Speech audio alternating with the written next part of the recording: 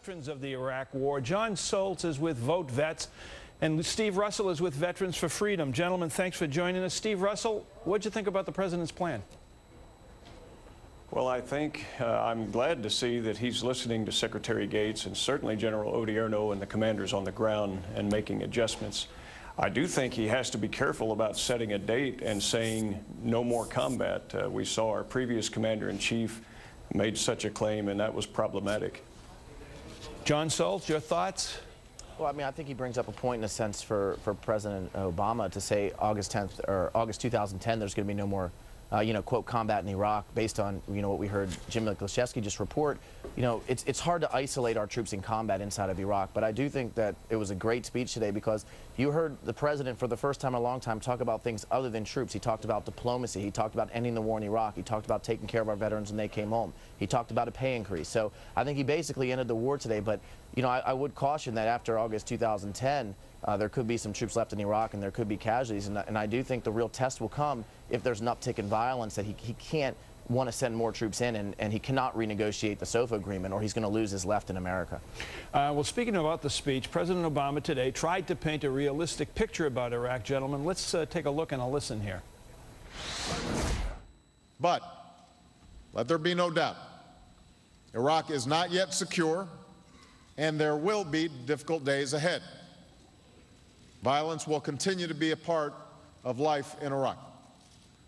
Too many fundamental political questions about Iraq's future remain unresolved. Steve Russell, Iraq is basically a violent country. Its history is violent, its present is violence, and would lead someone to believe, anyone to believe, that it's going to continue to be violent in the days ahead. So going forward with the withdrawal plan as it is announced today, what do you anticipate might happen with regard to American troops on the ground up until the last moment they're there? I think you'll continue to see them carrying out their missions. I had the privilege to be there just a few months ago and went out on patrols in the Rashid district of Baghdad with 3 different combat units. What I saw was a remarkable resilience of our troops to work with local Iraqis, to get out into the communities. We also interviewed a number of Iraqi soldiers and police, and the thing that I was struck by was how much Iraq is taking over its own security forces. We even went by a civilian car from Baghdad to Tikrit, a 160-mile trip one way. Only saw 2 patrols. One was on the outskirts of Baghdad and the other was in the vicinity of Tikrit, but not in the city. Everything else was patrolled by Iraqis, and it was quite safe. So I think you'll continue to see some cooperation with the training, with the supply and logistics, with intelligence and other things. Jon Soltz, if someone asked you today, and I'm going to ask you right now, do you think we won the war in Iraq? Can you define win in Iraq? What do you think has happened there? Well, I think that was what was great about the president's speech today, is he gave the troops and the Marines and the soldiers and the airmen and the sailors all the credit in the world. He said, you guys did your job. You took out Saddam Hussein. You went in, you gave the Iraqis a chance. So, look, America was obviously never defeated on the battlefield in Iraq, not even close, never in one single battle. And I think what I really enjoyed about the president's speech today is he gave a tremendous amount of credit to the military, to their families, and he really showed, as a man who's never served, how he could reach out to the military community and the troops who fought there, and really honored their sacrifice and their commitment to their mission, and admitted the problems and failures in Iraq had come at the political level. Many political problems that could still arise. I'm not quite sure we can write that page in history. There's still a lot of problems on the ground in Iraq our troops can't fix. Our troops can't figure out what's going to happen in Kirkuk.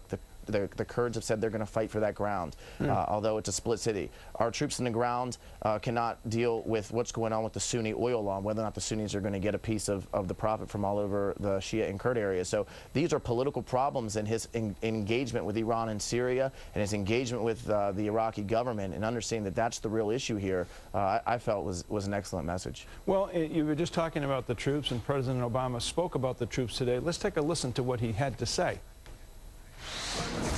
You make up a fraction of the American population. But in an age when so many people and institutions have acted irresponsibly, so many of you did the opposite. You volunteered to bear the heaviest burden. You and your families have done your duty. Now, a grateful nation must do ours. Steve Russell, there's the President of the United States speaking the truth about the troops and about many of the rest of us here at home. They did their duty, and a lot of us just sat back here and bought another barbecue grill for the backyard.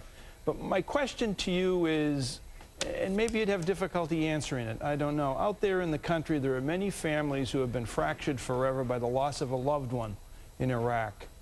Do you think it's been worth it? I think it's always worth it when we defend freedom. We have to remember that this isn't just about abandoning Iraq that we view as an enemy and leaving. It's about looking at Iraq as an ally and continuing to sustain them. I lost soldiers in Iraq. I've lost friends. I've had to bury a couple at Arlington National Cemetery. But I think what you see is what speaks to a greater thing, that the President said that our soldiers have acted responsibly. It's time that politicians now act responsibly. The President has listened to Secretary Gates. He's listened to commanders on the ground. He's made adjustments because he sees the need to continue to have strong forces until the elections at the end of December. Now I hope that politicians on both sides of the aisle will not abandon our troops, will listen to those ground commanders, and give the President the leeway to make sure that we win in Iraq and that we come home with success.